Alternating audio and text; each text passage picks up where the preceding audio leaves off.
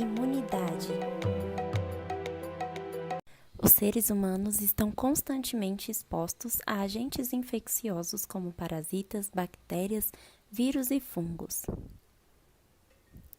Para se defender desses agentes, o sistema imune atua de duas maneiras: pela resposta natural, também chamada de inata ou de inespecífica, ou pela resposta adquirida, também chamada de adaptativa ou de específica. A imunidade natural é a resposta na qual o organismo reage rapidamente aos agentes infecciosos, como, por exemplo, a fagocitose e outros mecanismos que já estão presentes no organismo antes da infecção. Essa imunidade é constituída de mecanismos de defesa bioquímicos e celulares que já estão presentes no organismo antes mesmo de se iniciar o processo infeccioso, respondendo prontamente à infecção.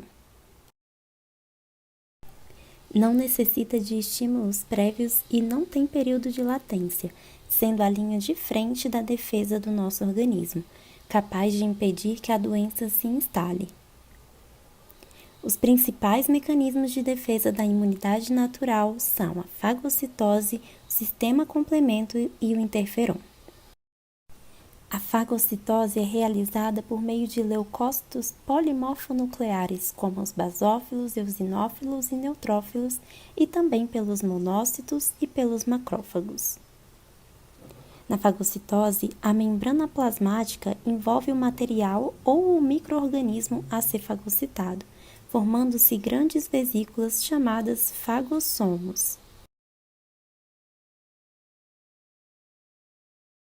Estes se fundem com os lisossomos, que têm enzimas digestivas, formando-se fagolisossomos. O objetivo é destruir os micro-organismos invasores por digestão intracelular. O sistema complemento é um sistema composto de várias proteínas muito importantes na defesa contra vários agentes infecciosos, que auxilia na fagocitose e na lise de bactérias meningocócicas. O interferon é uma substância de natureza proteica produzida pelas células de defesa do organismo após uma infecção viral, com o objetivo de reduzir a replicação do vírus que desencadeou a infecção e também para evitar a infecção por outros vírus. Na maioria das vezes, a resposta inata é suficiente para defender o organismo. No entanto, quando isso não ocorre, entram em cena os componentes da imunidade adaptativa. A imunidade adaptativa é a resposta na qual o organismo desenvolve mais lentamente, ao longo de dias ou semanas, uma resposta imune específica, como, por exemplo, a produção de anticorpos específicos. Essa imunidade corresponde à proteção contra cada agente infeccioso ou antígeno. A resposta específica inicia-se quando os agentes infecciosos são reconhecidos nos órgãos linfóides pelos linfócitos T e B. Os linfócitos B iniciam a produção de anticorpos específicos, conhecida como imunidade humoral, contra o antígeno. Já os linfócitos T viabilizam a produção de células de memória, a imunidade celular. O primeiro contato com o agente invasor resultará em um período indutivo, no qual ainda não há produção de anticorpos específicos. Somente após a ativação do linfócito B específico, inicia-se a produção de anticorpos.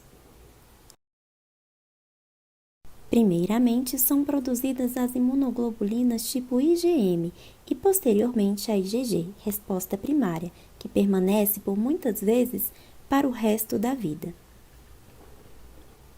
A resposta secundária acontece todas as vezes em que o organismo entrar em contato com esse agente etiológico novamente, na qual essas imunoglobulinas específicas serão produzidas.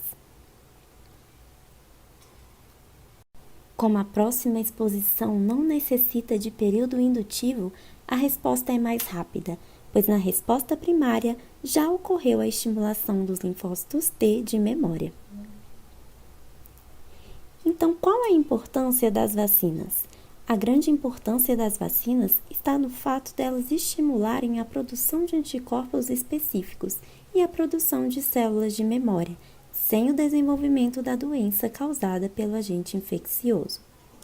Tais células permitirão a rápida produção de anticorpos específicos no momento da exposição ao agente causador da doença. Mas como surgiram as vacinas? A primeira vacina surgiu em 1786, quando o médico britânico Edward Jenner observou que algumas vacas tinham feridas nas tetas que eram semelhantes às da varíola nos humanos. Jenner notou que as pessoas que ordenhavam as vacas e contraíam a varíola bovina estavam protegidas contra a varíola humana. Assim, ele conduziu a sua primeira experiência em um menino de 8 anos, James Phipps, em que inoculou o pus extraído da varíola bovina. O menino teve um pouco de febre e algumas lesões, mas não desenvolveu a infecção da varíola completa, tendo uma recuperação rápida. E novamente, Jenner seguiu com seu experimento, expôs o garoto ao líquido da ferida da varíola humana. O garoto não desenvolveu a doença, levando Jenner à conclusão de que estava imunizado. Seus resultados foram publicados em um tratado chamado Investigação sobre a Causa e os Efeitos da Varíola Vácuo e apresentados à Royal Society de Londres, a Academia de Ciências do Reino Unido. A segunda geração de vacinas foi desenvolvida por Louis Pasteur no século XIX. O médico francês desenvolveu as vacinas da cólera e da raiva e introduziu o termo vacina em homenagem aos experimentos de Jenner com as vacas. A implementação da vacinação passou por uma série de resistências e muitos protestos efervesceram, com base na violação de liberdade e escolha pessoais. No Brasil, a história da imunização está atrelada à criação da vacina contra a varíola. A lei que tornou a vacinação obrigatória só começou a ser cumprida em 1904, por influência do médico sanitarista e pioneiro Oswaldo Cruz. A obrigatoriedade da vacina não foi bem recebida pela população, dando origem à revolta da vacina no Rio de Janeiro. A situação mudou em 1908, quando o Rio foi atingido por um violento surto de varíola e o medo da doença foi maior do que o receio contra a vacinação. E assim, a partir de esforços mundiais, a varíola foi erradicada na década de 1970.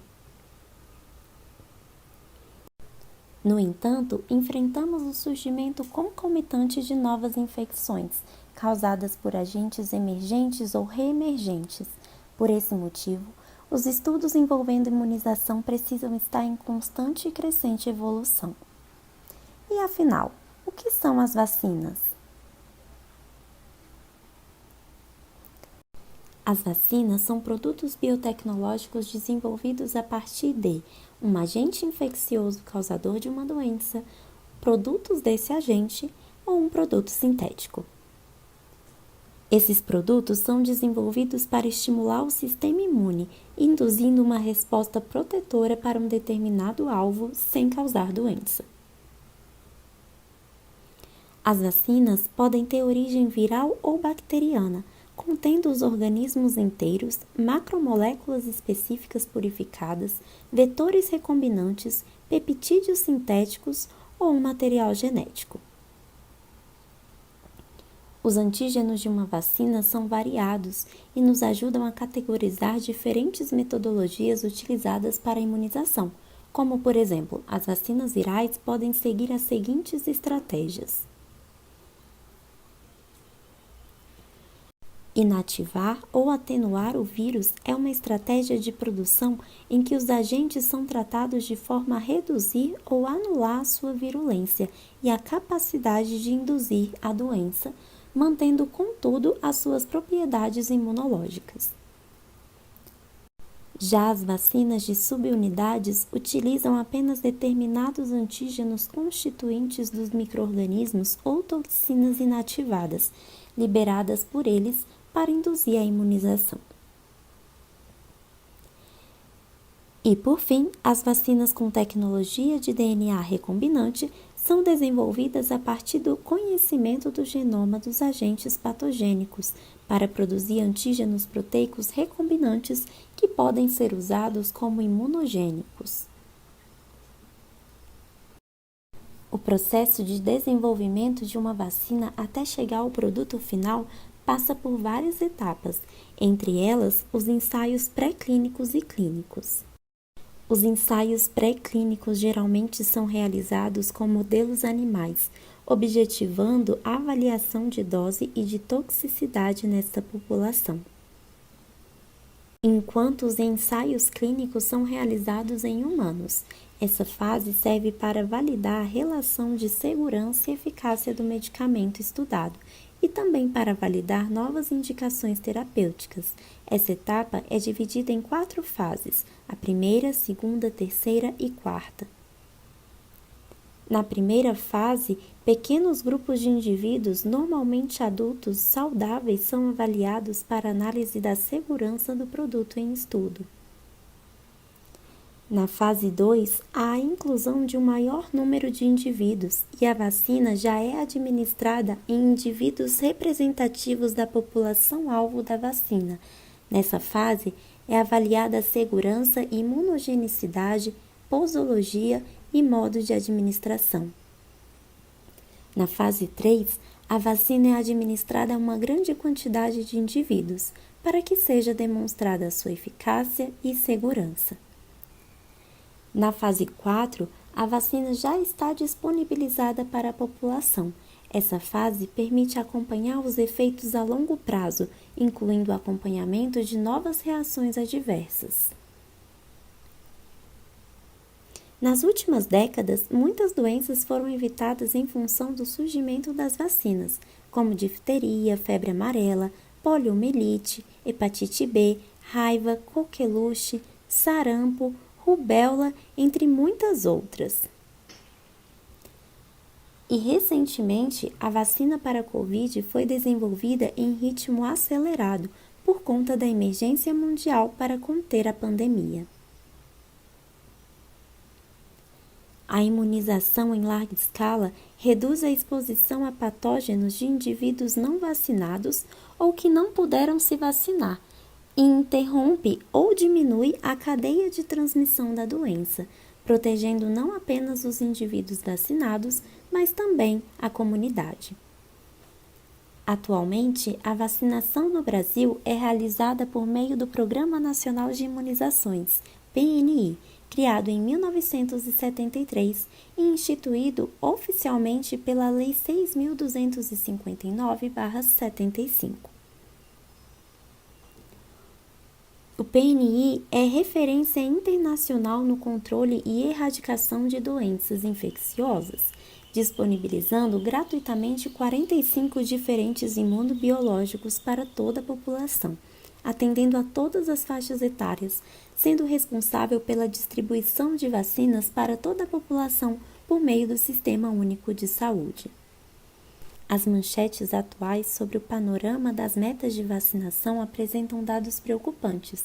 Em 2020, no meio de um cenário pandêmico, o Brasil não atingiu nenhuma das metas de cobertura das vacinas infantis disponíveis pelo PNI. A imunização com vacinas gratuitas, seguras e eficazes ficou em apenas 75%. Tal comportamento, infelizmente, abre portas para que doenças já erradicadas voltem a ser transmitidas. Nesse sentido, a propagação da ciência e o combate à desinformação são mecanismos essenciais para reverter essa situação. Como vimos, há séculos os imunizantes têm feito parte da história e contribuíram para o controle de epidemias e erradicação de doenças, provando que as vacinas salvam vidas. Muito obrigada!